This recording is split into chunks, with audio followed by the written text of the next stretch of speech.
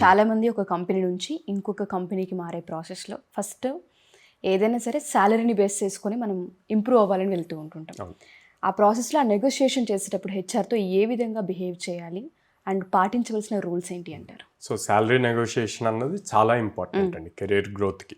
కానీ అది ఒక ప్రాపర్ వేలో రీసెర్చ్ చేసి తర్వాత నెగోషియేట్ చేయాలి.